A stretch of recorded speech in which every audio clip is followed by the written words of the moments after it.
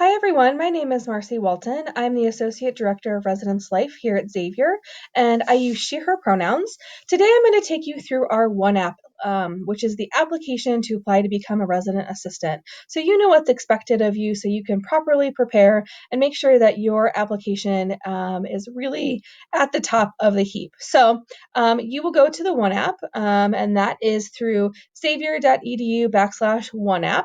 It'll be available the week of Thanksgiving. And you're first going to be asked for some general information. So, contact information, email address, things like that, your banner ID, hometown, state, country, as well as your cumulative GPA and your semester GPA. For those of you who are first year students, I would hold off on pressing apply until you do have these two GPAs ready to go. So don't guess on those. Wait until those classes post, and we'll take it from there. If you have double majors, triple majors, things like that, you'll put in your majors and your minors. You have a variety of gender options to choose from, and that helps us make sure we have balanced teams. Moving down here, current year. So again, this is your current year. Are you in your first year? Are you a sophomore, a junior, or a senior currently? That is not for the year that you would become an RA, but this year. Are you a transfer student or an international student? And then where do you currently live? So are you kind of, living in the neighborhood? That would be this option. Are you commuting from your family's home, or do you live with us on campus? You are able to select as many racial categories to describe yourself as possible, again, for us to be able to help build balanced teams. And then the great thing about the OneApp is that you can apply for a variety of campus leadership positions all in the same place. So you don't have to, redo all of this information on several different applications. So for the purpose of this video, we're just going to click resident assistant. But the great thing is that you're able to apply for all of these at the same time, which is great. So you'll go ahead, and if you want to come back, you can save and finish your application later, or you can press that green button to continue. Since you said continue, you'll be asked to type in your answers to these questions. If you're not ready to answer these yet, that's fine. You can come back to these. But it's important to know that you will be graded on these essay questions. So the first one is identify and describe 3 new skills or abilities you aim to develop through your co-curricular involvement. And this bolded part is really important. You should really reference the position you're applying to. So just saying in general, I want to do these skills versus, as an RA, as a Manresa leader, as a career coach, things like that. So make sure you are referencing that so you don't lose points. The next question is about how do you create a welcome, inclusive, and equitable environment? And we are asking for an example of how you've contributed to this at Xavier. And again, this is not, I was nice to somebody at the CAF. This is really thinking about identity and kind of who people are and how you've helped create an inclusive environment. And then our last question is about our pathways. So we hope that everybody is able to, get some experience in these 6 different pathways: belonging, social concern, identity, spirituality, leadership, and well-being. So you only need to select one of those pathways, so just one of them, and think about how you'll engage in that for the position you are applying for. And this won't let me move on until you type something in there. So I'll just type something in there. Do you have proficiency in a language other than English? So if you are bi or trilingual, that's great. You will also be asked to upload an activity list. So this takes the place of a resume. It is very simple in that it asks you to upload just a list of activities that you were involved with in high school or when you came to Xavier. That will be available again on the OneApp website. Please do not upload a resume or a list. You need to use the form that is provided. If you use a Mac, sometimes things can be weird with how Macs save different documents. So if you do use an Apple product, please save that as a PDF and then upload it here. So I'll go ahead and continue.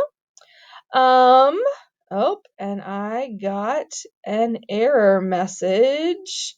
Oh, I need to upload something. Well, I'm going to upload a quick picture so it'll let me move forward. Don't do that. Do your activity list. And then we get to the RA portion. So you're going to have supplemental application processes forms to make sure that you're applying to all the positions you want. So I only clicked RA. So this is where we go from here. So one, it's important to know that you are required to attend either an in-person information session or an online information session. This is not the online information session. This is a walkthrough of the process. So you, once you're in the OneApp, will be able to click this link right here.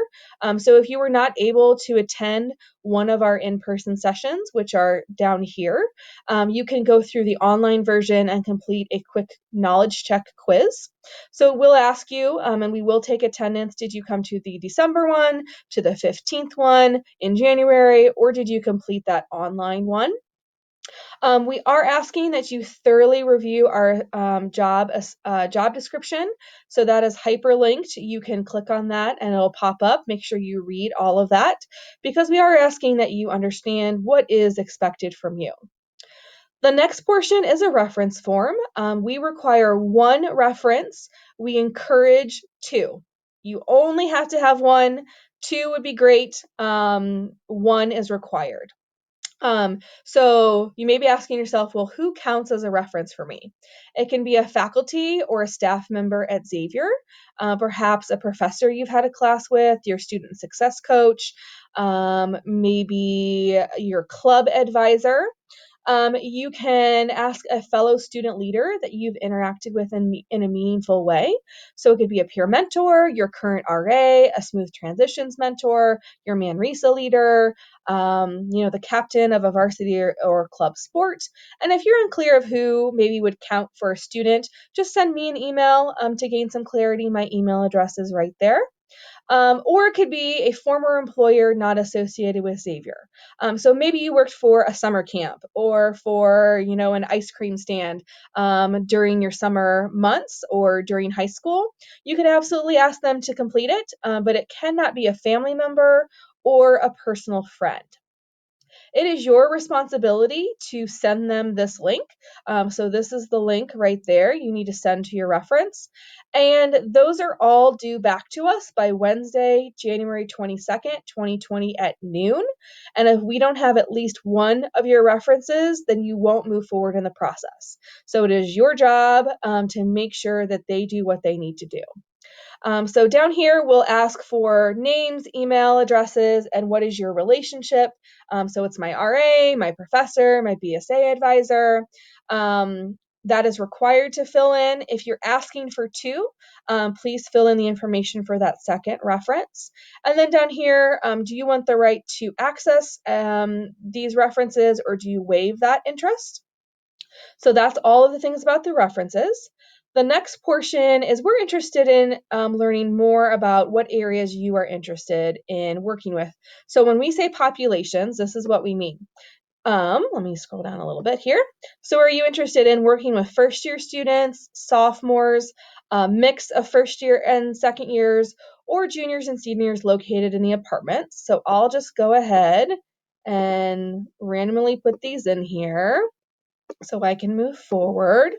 And then we do ask for some additional information. So one of the interesting things about RAs is that actually 45% of all of the RAs on campus don't work with first year students. So I think that can be sometimes a little shocking because there are more first year buildings, but there are more students. There's actually 45% of all of our students are not freshmen. So we're interested in thinking, have you thought about how do the needs differ between upperclassmen students and first year students? And then how would you address these needs in the RA role if you were placed in one of those communities? So we are looking for some thoughtful information there, at least a paragraph. So we can make sure we're hiring folks to go in the right locations. Interested in knowing if you are planning on studying abroad. So you know what? Nope, I don't plan to study abroad. That's an easy question. And then a personal expression. So we are asking for you to prepare a mock bulletin board to tell us more about you. So this would basically be, your residents are moving in and you are introducing yourself on this bulletin board. What is important to you? What do you want them to know about you, and how you can convey this in an important way? If you're like, I have no idea what you are talking about, what the heck is a bulletin board? There is an example, so you can click there to see an example. And then everything needs to be uploaded in an 8.5 by 11 PDF. Again, please do not send me something from Pages in a Mac or Apple product. Please make sure it is in a PDF. And you can create these in a variety of ways. People have done Word documents, PowerPoint, Photoshop. People have also drawn or painted or created a collage and just taken a picture. All fine. Just make sure that you are uploading accordingly. And again, I need to upload, so I will grab the gnome there.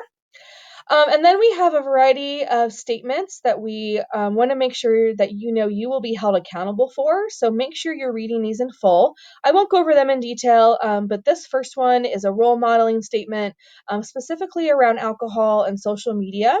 So what we expect from people who become an RA in terms of alcohol, and then in terms of online behavior with social media entities and different types of accounts. And you will be held accountable. So saying, yes, I have read this statement and I agree with it. And then also, you are asked to be back on campus for a variety of training items. And these are all of the different reasons why. Please note, it's an expectation that an RA will not schedule other commitments during these training times. This includes, but is not limited to, academic coursework, on or off-campus employment, internships, practicums, family vacations or family events, non-academic credit-bearing trips through academic departments, alternative breaks, or Dorothy Day immersions during these specific times. So if I were you, when I apply, I would write down all of these dates. I would tell my parents about them. I would tell my supervisors about them, because you will not be released. These are absolutely mandatory because we aren't able to make up those experiences for you. So again, I'm agreeing with that. Moving down to the the requirement reminders, we ask and require a GPA of a 2.5 for the both semester and the cumulative. Candidates who don't have that may only be considered to be conditionally hired or given alternate status. We also require you to be in good standing in terms of your conduct record. So that means you cannot be on residence life or university probation. If you are, you will be automatically removed from the process. If you have been held responsible for a policy violation, that can be taken into consideration as we select RAs for the upcoming year. So if you've been found responsible, again, responsible, you are required to submit some substantial information about kind of, what you've learned through that process. And then additionally, if your GPA is lower than a 2.5, you're also required to provide more information. So this is just saying, yes, I have, or I have not been held responsible. You are able to upload your conduct supplement, which basically asks you to reflect on your experience and why you should still be considered. Again, Norm is doing all of the things for me. If you are less than a GPA of 2.5 and should still be considered, you need to submit your rationale here. Some things that we have included or people have provided for us are things like, my grandmother was very sick. I was running home a lot, so my GPA was less than this. I came in as a nursing major and, A&P just sort of, kicked me around, and now I'm a health sciences major, so those hard science classes are behind me. So anything that helps us understand. If you have any special health concerns that you would like us to know, please let us know. And then this portion talks about our candidate roundtable discussions. So this is going to be an opportunity for you to have small group discussions, both with our professional staff members and some of our current RAs, to talk about a variety of RA-related job items. So everything from diversity and inclusion to administrative skills to building a community. Attending one of these is absolutely required. This is not optional. You have to attend one of these. So we're interested in just seeing, they're both on Saturday, the 25th of January. I could attend the 1 to 2:30, or I could attend the 3 to 4:30, or hopefully you could attend either one, and then we will schedule you accordingly. So again, taking note of those dates and making sure you're available for at least one of them. And then moving into individual interviews. We do 2 interviews, 2 half-hour interviews, and this is just making sure you will need to sign up for both interviews or you will be removed from the process. And these are those interview dates. So more information will come out on that, but just want to make sure that you do have to attend 2. Asking you to agree right there. And then we're interested, I'm currently a Brockman resident, which is great, or you're an off-campus student, which is also great. And then just finally making sure that you understand that all of this application for RA-related jobs are due Wednesday, January 22nd, 2020 at noon, which includes your references. Again, 1 is required, 2 are encouraged, but absolutely have to have 1. And then just the final question, which may seem random to you, but we're interested in how many miles wherever you call home is. So I am from Northwest Ohio, and that is about 150 miles away from Xavier. And that's just to make sure we aren't hiring and placing a full staff team of people who are out of state, just to make sure that when we are doing selection, there's some duty related requirements. So just interested in knowing how far away you are. You'll go ahead and press continue. And it went back. Sorry about that. Again, this will get you, but this is good to know. So it's asking for references. I'm not going to put stuff in there, but that is the last of it. So once you go all the way down, put in all your reference information, you will press submit. Again, please make sure that you're hitting the green button and not the save and finish later. If you hit save and finish later, that does not mean you have applied. That means you have saved your application. You're going to want to hit the green button that says submit. And once again, everything is due by noon on Wednesday, January 22nd, 2020, including your references.